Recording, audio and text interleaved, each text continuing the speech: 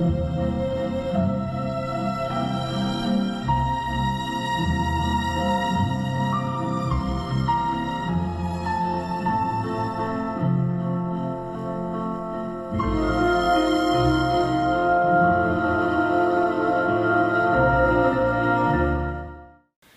ont du potentiel et des atouts pour porter leur pierre à l'édifice de notre pays.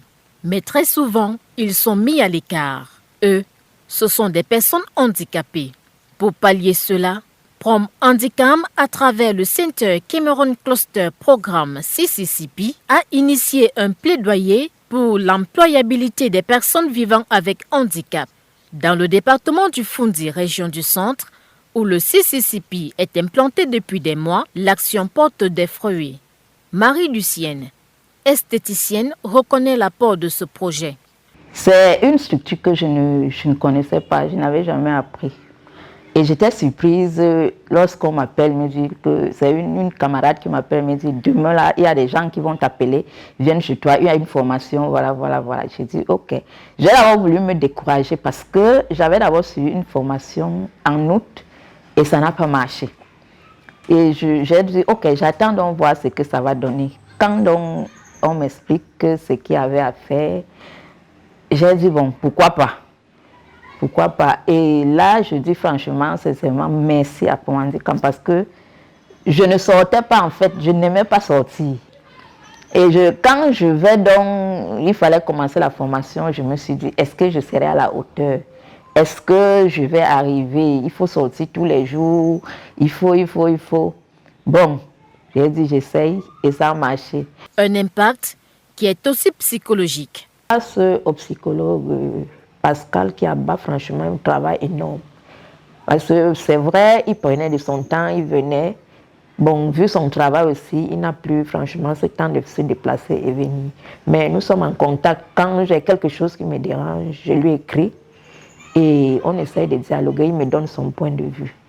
Donc franchement, Prom Handicam m'a aidé dans ce sens-là parce que je ne savais pas que je pouvais un jour apprendre un métier. À l'hôpital de district de Biémassi, dans l'arrondissement de Yaoundé 6, ce plaidoyer est palpable à travers la jeune Jackie, déficiente visuelle du fait d'un accident de la circulation.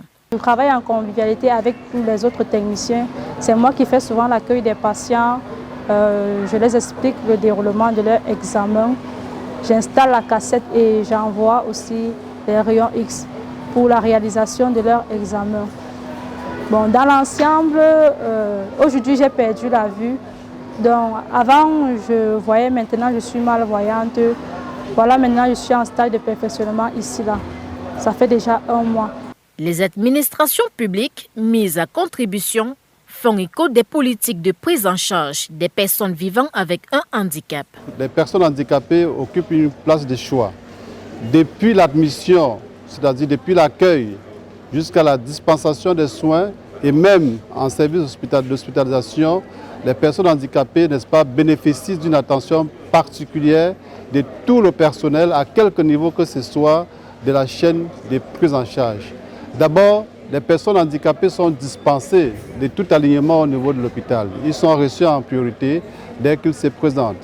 Il y a un dispositif d'accompagnement par des brancardiers qui, n'est-ce pas, s'occupent de pouvoir, n'est-ce pas, les soutenir pour ceux qui ont des handicaps physiques, en vue, n'est-ce pas, de les orienter où le service peut leur être délivré.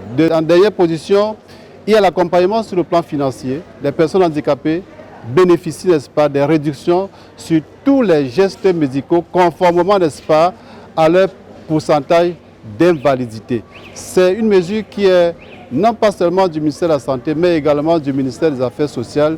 Et ceci vient, n'est-ce pas, témoigner de la stricte collaboration qu'il y a à notre niveau entre le ministère de la Santé publique et le ministère, n'est-ce pas, des Affaires sociales. Et je voudrais, n'est-ce pas, sur ce point vous rappeler que l'hôpital dispose d'une unité de l'action sociale avec qui nous collaborons dans le cadre, n'est-ce pas, de la prise en charge des personnes souffrant d'un handicap.